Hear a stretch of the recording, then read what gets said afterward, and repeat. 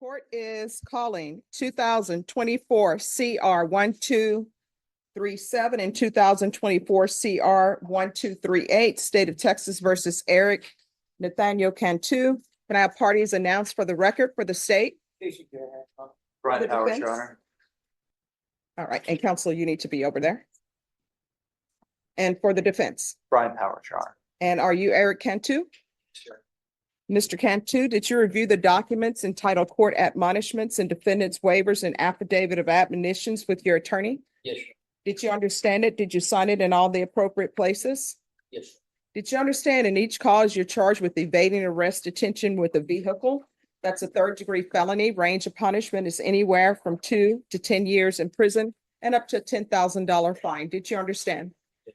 Did you understand if the court were to grant your application for deferred adjudication, if for any reason your deferred adjudication were revoked in each cause number, the court could sentence you up to 10 years in the prison and up to a $10,000 fine? Yes, sir. Counsel, has your client been able to provide you with any defenses? Yes, Your Honor. All right, in each cause number, according to the plea, there's a $2,000 fine. State recommends deferred adjudication. The cases will run concurrently. State will take in consideration 723-118, 711-738. There's to be restitution in 723-118 and 711-738. There's to be a 2-year driver's license suspension. Did you understand that to be the plea? Yes. Defense, is that the plea? It is, Your Honor. State, is that the plea? It is. Outside the agreement, the state is requesting that your community supervision be for a term of 7 years. There be a TAP evaluation, 200 hours of community service restitution, no contact with the complainant or Walmart, and there's to be no driving as a condition of probation. Did you understand those were recommendations from the state and the court does not have to follow those recommendations? Yes, sir. Then in the cause number ending in 37, how do you plead? Guilty, not guilty, or no contest? No contest. And the cause number ending in 38, how do you plead? Guilty, not guilty, or no contest? Contest. State, any evidence? Yes, Your Honor. Speak to the case, any exhibit number 1 with all its attachments. Court will accept into evidence states exhibits 1 and attachments, and the court will review the same. All right, after reviewing states exhibits 1 and attachments, the court will find there is sufficient evidence to find you guilty. However, the court will defer finding of guilt if you've applied for deferred adjudication. Are you proceeding with sentencing? We're requesting a PSI, Your Honor. All right, why? Your Honor, with regards to the last recommendation for Eric, with regards to the state is asking that he not be able to drive.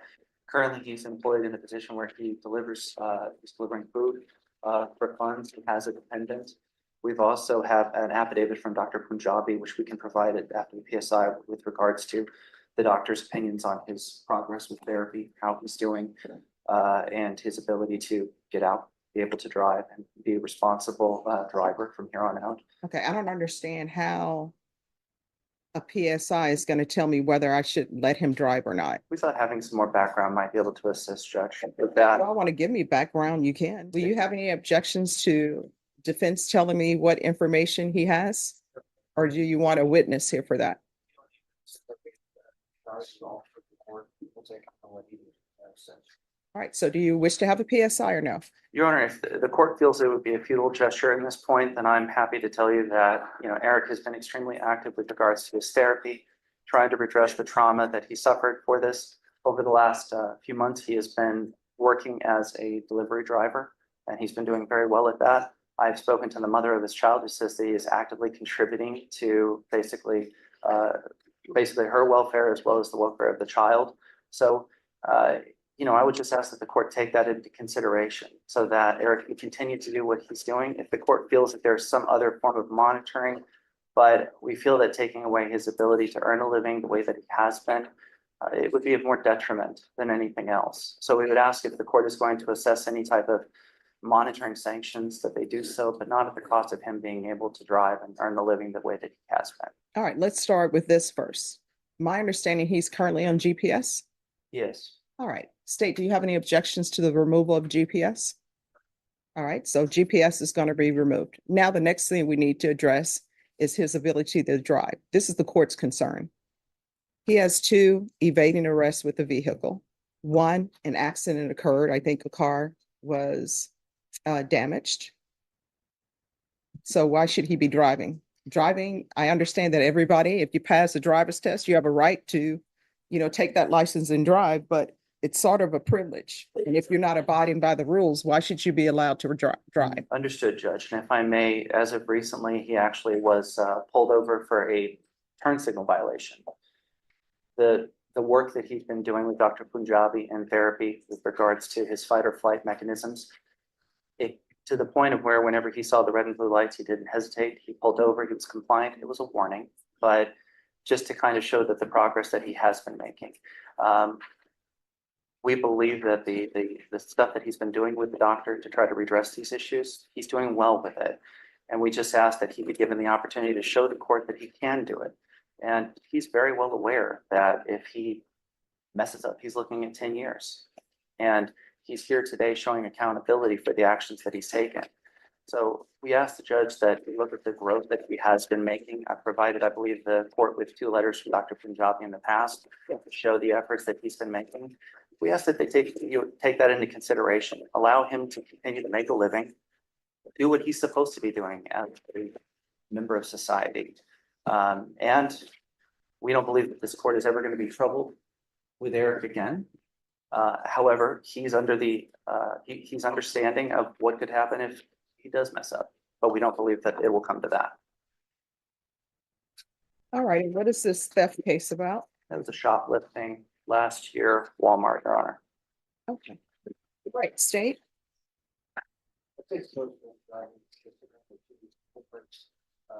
Maybe yes, that happened 2 different times. And subsequent one ended up in an accident on the highway that it could have been much worse than a fender time. But he did leave the location and happens to judge from the tips. He stopped because he got a flat tire. He didn't stop because he's on his own. It's required to disable.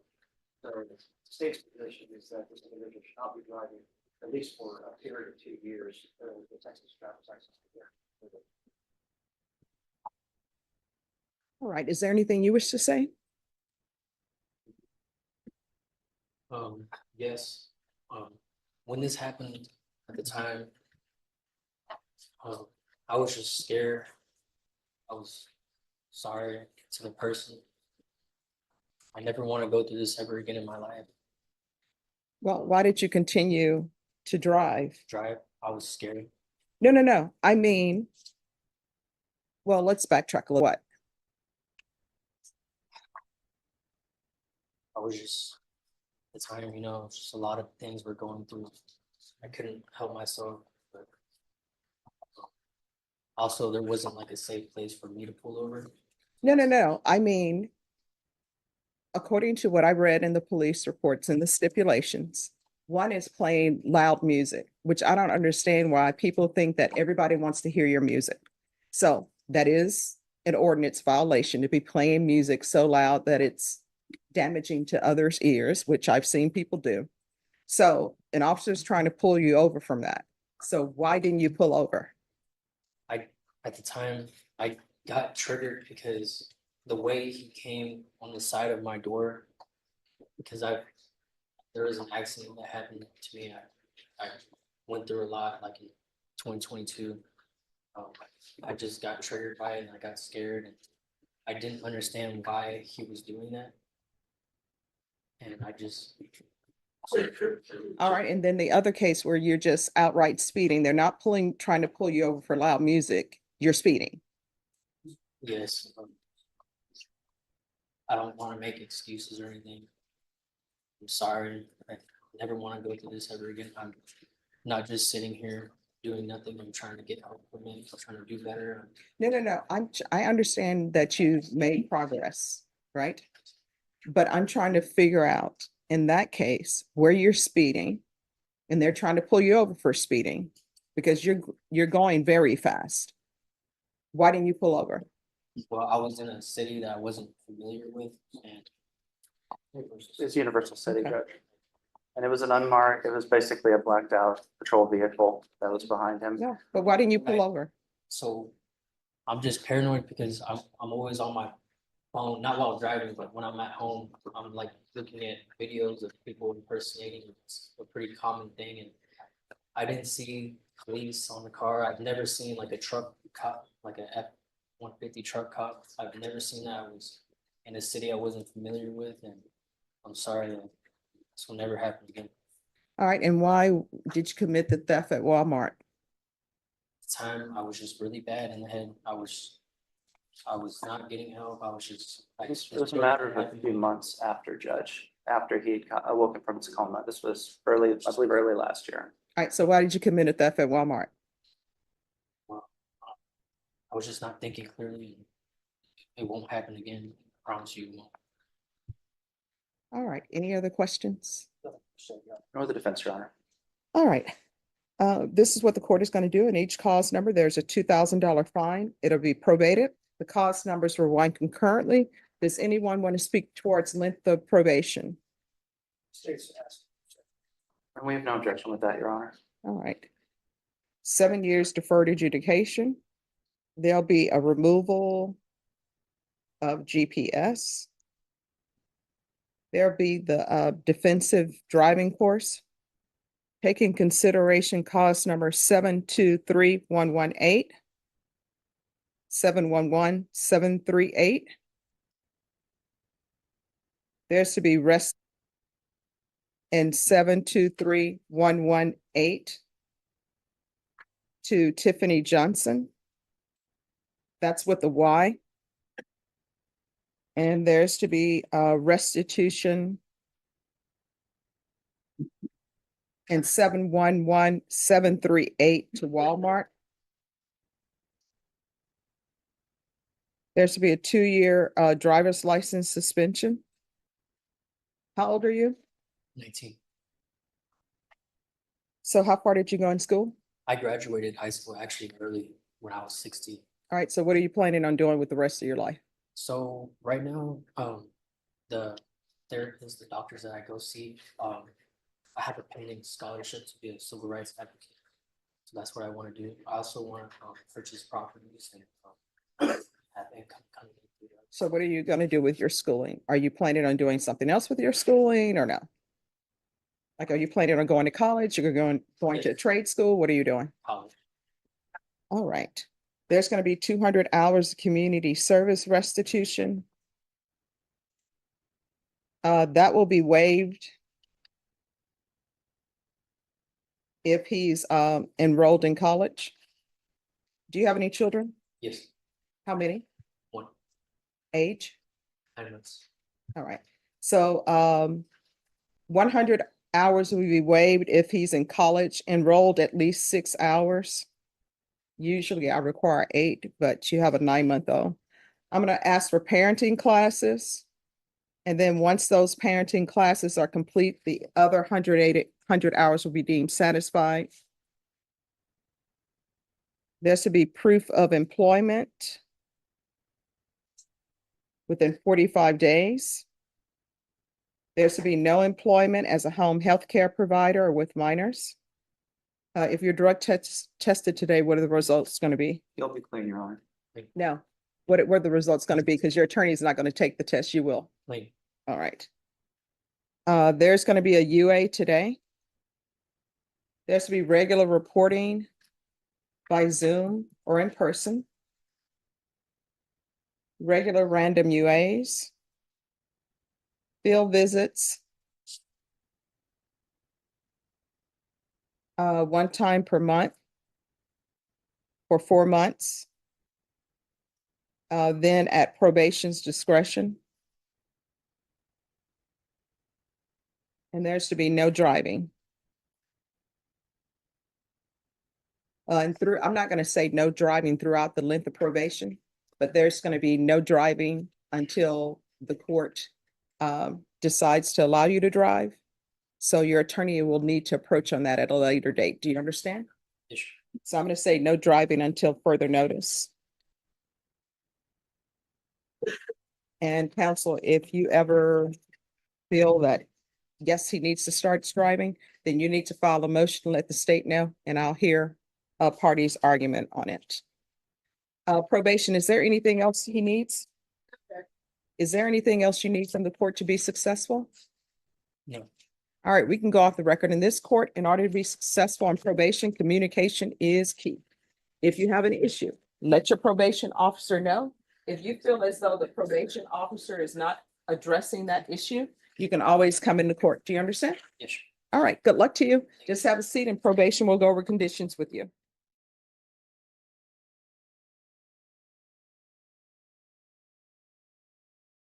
Update today, a teen who was shot by an SAPD officer in 2022 in court for charges that he picked up after he was released from the hospital in that shooting. Eric Cantu facing 2 counts of evading arrest. This morning, the Bexar County District Attorney's Office announced it would be filing a motion to recuse itself from the case.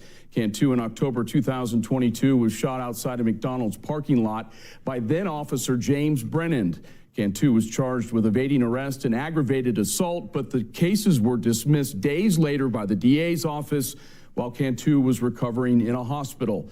A year after the shooting, Cantu was arrested for evading arrest on 2 separate occasions, one in September 2023 and the other in December of last year, and accused of evading police in a 3rd incident.